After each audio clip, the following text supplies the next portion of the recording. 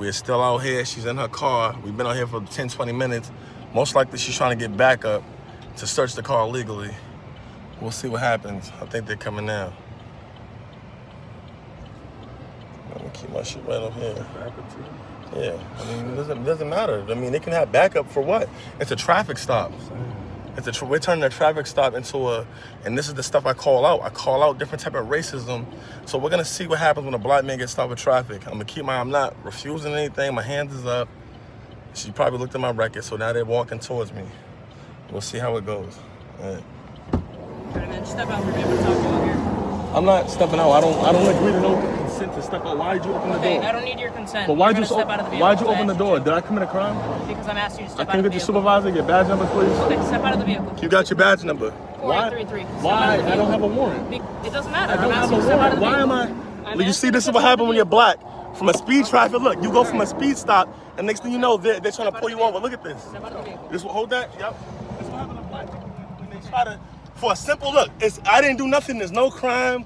There's no reason for them to stop me for anything. What's he being detained for? Because I'm black. Get her face. All right, so like I'm saying, anytime I get on my YouTube homepage, I realize that most of the videos that shows up on my my homepage is about police brutality, mainly against black people or people who are not white. I don't know if I should use the word Hispanic. There's a word that you guys use. But basically, I just want to talk about the black people and the police brutality.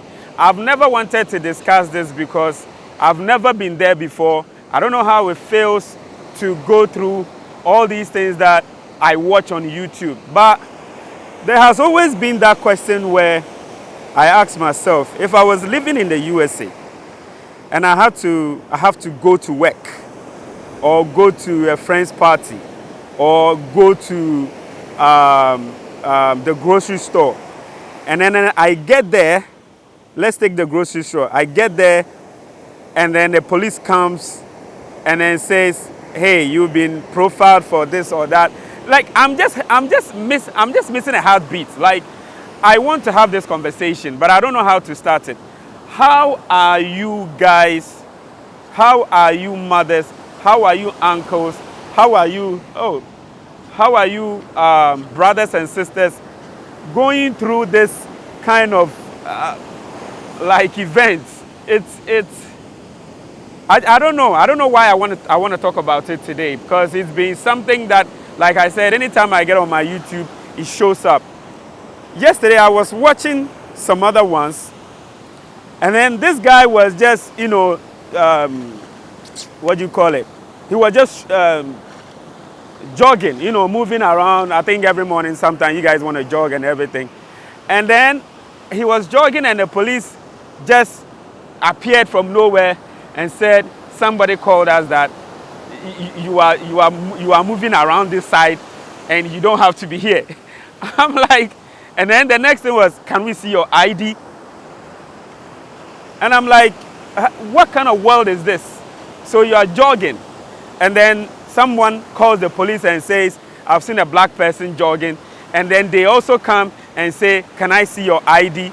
And then the guy was like, see my ID for what? What have I done? The point where some of you try to, show to the police guy that, yo, you're right. I think that is beautiful. That is a good thing. But anytime it is like that, the issue escalates. And then you see a backup coming in. I just want to have a conversation. How would you explain this kind of events? How would you explain this kind of, waking up in the morning and knowing that when you leave the house to even go visit your friends, and then you are coming back, you are stopped, and they have to check if you've taken weed, you've taken alcohol, and then most of the issues it's escalate, and then people are shot. Black people are shot. It's like I'm saying, I never wanted to have this discussion, but it keeps appearing on my timeline. You know, it keeps appearing on my timeline. Look at how beautiful Africa is. I think this is when, and this is the time that you need to have an option for yourself. You know, yes, I mean, United States is way better than Ghana in terms of technology, health, education. Yes, we will say that. I know some of you will come up and say, hey, Ekow, forget about all this bullshit. If you're living in Africa, nobody bothers you. You do what you have to do. You wake up in the morning, feel all refreshed, like I'm feeling all refreshed here. Then forget about United States of America. But I'm not using the word brutality, but the escalating of some of these interactions, it sometimes makes me ask myself, it makes me ask myself, if I was living in the US and I had children who were black, like I'm black, and then they have to tell me that I'm going to school, and I'm like, okay, and then at the back of my mind, I have to be thinking and thinking and thinking and thinking and praying that he comes home safely, because the system wouldn't let him come home safely. Has it always been the case where black people must be? It's traumatizing, like I'm saying, when I'm watching it, and then it gets to a point, and then they have to shoot someone at the back. Wow, you guys, it's serious for me, man. It's something that I wouldn't want to find myself in. You know, I'm saying that US is fine, but I'm saying the mentality there for me to wake up in the morning and be thinking that I have to be safe, I have to be alive for the next day. My parents have to be alive for the next day, my kids, my siblings. I watched one of the videos. This guy went to one of the police counties and shot someone dead because a policeman a day before had shot his son. Look at the situation. A policeman a day before has shot his son. So he's angry. He doesn't understand why. So he also takes a gun, goes to one of the counties or the police stations and shoots a policeman. But I think he's in jail. He's in court right now. They're trying to talk about his issue. And there was a part where his brother came to the place. He wanted to see him. And then the police was, they were trying to stop. And he was crying, he was shouting. Like, I see, woo! Whoa. It's like I'm in the middle of the sea, yeah? Yeah, the sea is way up like that. Previously, few days ago, it wasn't like up to this level. Okay, but now, see, look at it. I wake up in the morning every day of my life, and I have a choice to say that I want to go to the beach, perform a ritual, and enjoy myself. But in another country, the person has only an option to go by what is there or to die. It's sickening for me as a black person, seeing other black people all over the world, United States of America, being treated in a way. I always share this experience with people. One time I picked a lady from the airport. He's from the USA. So she came around, and then, we did what we had to do. We drove all the way to Cape Coast, took her to her apartment. She was feeling the vibe. The next day, we went to a few places here and there. And then, on a Sunday, I was like, hey, the beach vibe in Central region is massive on Sunday. So, let's go out on a Sunday, the breeze, let's go and chill, enjoy the beautiful sceneries here. We got there, she sat there for a moment. And then she started, it was like she wasn't crying, but there were kind of some tears in her eyes. And I asked, why? What is going on? Are you not okay being here? Do you know what she said?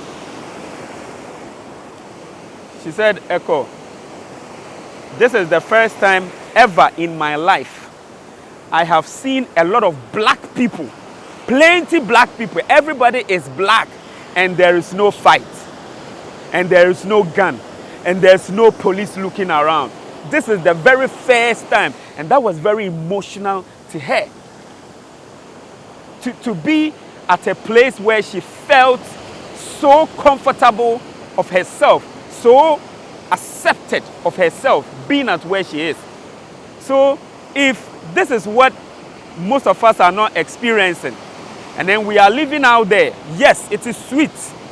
I will testify to the fact that yes, it is sweet one way or the other. But for you to wake up in the morning and not having that feeling of, oh, today I know that wherever I go, I'll come home. It's crazy. I want you to join this conversation. I don't know what you guys have been through. I only see it on TV. And even at a point when I'm watching it, it's like I feel like I am within the person who is being mishandled. I feel like I am part of, like I am within like the person. I am within the person. I feel like I am the one who is being shot. God. But the question is, since we find ourselves in such a, you see, it's a dicey situation. I was going to say that since we find ourselves in the hands of a system that doesn't belong to us, why don't we just obey? That's what I'm saying. It's dicey. Please join this conversation. Let's talk about black Americans in the USA. What are they going through? Because I'm making reference to my YouTube page. Anytime I switch, as I get on YouTube, I see videos about police brutality. I see videos about black people shooting themselves.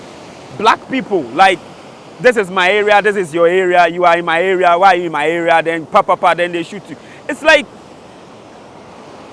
what is it? I understand the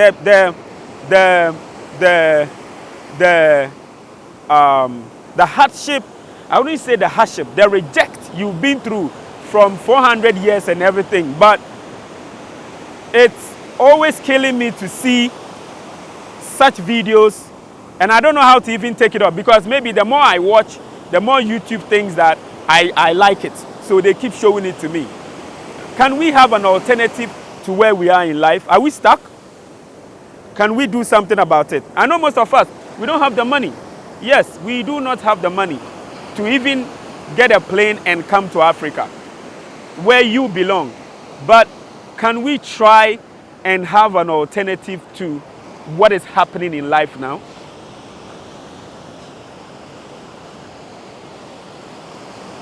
Enjoy South Pond early in the morning. Enjoy South Pond early in the morning. There is more to life than being stuck at one place, thinking that, I know it's a process. Myself, I'm in that process of, asking myself if this is really what I want to do. Yo, long time. She said, anything be here. Ainfa. Abrodunko. Okay. Charlie Miawu, eh? Big up yourself. I remember this guy, he came to our school, he played volleyball, and I knew he's a sportsman. So when I saw him this morning, when I was driving to the beach, I saw him. Whilst here, I've seen him with his ball. I asked him if he's playing for a team. He said yes. I mean, people wouldn't understand a lot of things that people like us go through and people like you go through. But how can you make it audible for people to hear? You cannot tell everybody everything. You cannot tell everybody everything. But join this conversation. How has it been for you being a black person living in America, where the system runs like it was not meant for you. The system wasn't meant for you. So how are you managing it? How are you doing it? This is the question that I want to ask you. It's so beautiful. And the sun, man, the sun. if I will get like 10 people who will come here in the morning, sit along this side, you know, enjoying watching the sun, it's really gonna be nice. Let's do this, man. Yeah. Woo! Charlie. Oh. Oh. See. And these are some joints. You know, people come here, they sit, they chill.